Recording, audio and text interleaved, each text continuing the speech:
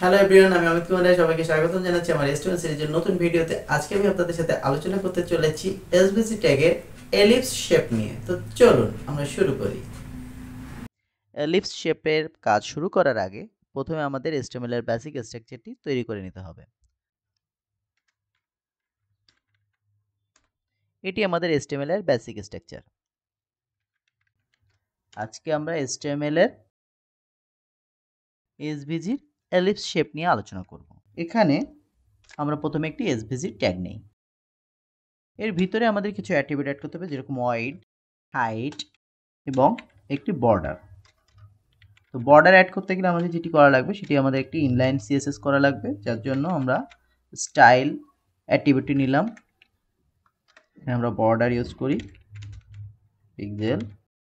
এখন আমরা ellipse ট্যাগটি use করি। এলিপস ট্যাগটি যেহেতু ইন্ডিয়ান ট্যাগ, এই কারণে এর ক্লোজ ট্যাগ দেওয়া লাগে না। এখানে আমরা জাস্ট ট্যাগটি ইউজ করলাম।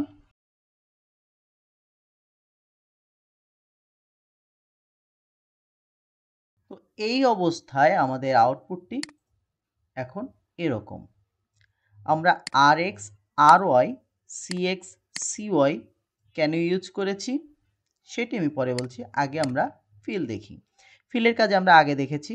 আমরা ফিল অ্যাট্রিবিউটটি তখন ইউজ করি যখন আমাদের এর এই এলিপসের যখন একটি ব্যাকগ্রাউন্ড ইউজ করা লাগবে, তখন আমরা এই ফিল অ্যাট্রিবিউটটি ইউজ করি। তো আমরা এর একটি ব্যাকগ্রাউন্ড দিয়ে নেই। ব্যাকগ্রাউন্ডটি অ্যাড করি ইয়েলো। আর আর এক্স আর আর ওয়াই এটি আমরা ব্যবহার করি আমাদের যে এলিপসটি আমরা তৈরি করব সেই এলিপসটির ওয়াইড এবং হাইট অনুযায়ী। তো দেখুন আমাদের এলিপসটি কিন্তু এখন এই এরিয়াতে রয়েছে, তৈরি হয়েছে। এই 150 ওয়াইড 150 এবং হাইট 75 দিয়ে আমাদের একটি এলিপস রেডি হয়েছে, কিন্তু এই রিজিয়নে রয়েছে। এখন সি এক্স আর সি ওয়াই এর মাধ্যমে আমরা আগেও দেখেছি এসভিজির যে আমরা শেপগুলি তৈরি করি, সেই শেপগুলিকে আমরা এক্স এবং ওয়াই অক্ষরেখার মাধ্যমে এটিকে মুভ করাই। তো এখানে সি এক্স এবং সি ওয়াই এর মাধ্যমে আমরা এটিকে মুভ করাবো এক্স এবং ওয়াই অক্ষ বরাবর। তো এখানে আমি প্রথমে সি এক্স অ্যাড করি 200, যার কারণে দেখুন এলিপসটি কিন্তু আমাদের চলে আসছে। এক্স বরাবর আমাদের এলিপসটি সরে গিয়েছে। এখন আমরা ওয়াই বরাবর যদি আমরা সরাতে চাই, সেক্ষেত্রে সি ওয়াই ইউজ করলাম। দেখুন আমাদের ওয়াই বরাবর সরে গেল। তো আশা করি এতটুকু বুঝতে পেরেছেন। এখন আমরা আরেকটি অ্যাক্টিভিটি ইউজ করব, সেটি হলো স্ট্রোক। আমরা স্ট্রোকের ব্যবহার আগের ভিডিওতেও দেখেছি। এই ভিডিওতে আমরা এই স্ট্রোকটি আমি এলিপসেও ইউজ করতে পারবো। তো এটি ইউজ করতে গেলে স্ট্রোকের ভিতরে আমরা কালারটি অ্যাড করব ব্লু। দেখুন আমরা আউটপুট দেখি আমাদের স্ট্রোকটি ব্লু কালার, অর্থাৎ আমাদের এলিপসের চারপাশে একটি ব্লু বর্ডার তৈরি হয়ে গিয়েছে।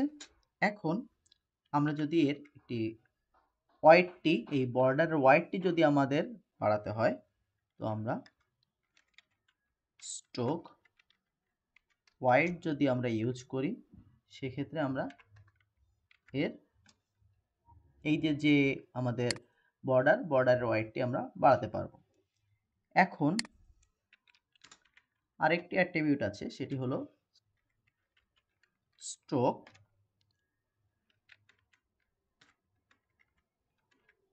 ড্যাশ এরে।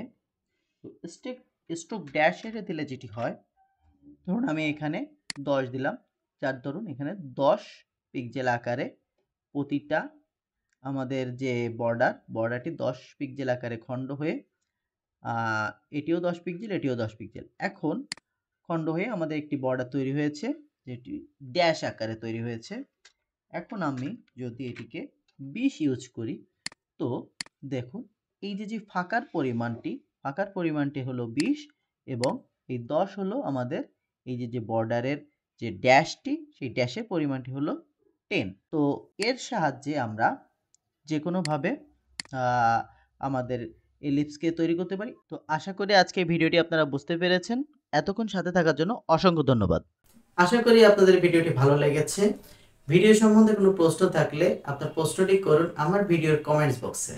আমি চেষ্টা করব আপনাদের সকল কমেন্টসে রিপ্লাই দেওয়ার। এরকম ভিডিও আরও পেতে সাবস্ক্রাইব করুন আমার ইউটিউব চ্যানেলকে এবং পাশে থাকা বেল আইকনকে প্রেস করতে ভুলবেন না।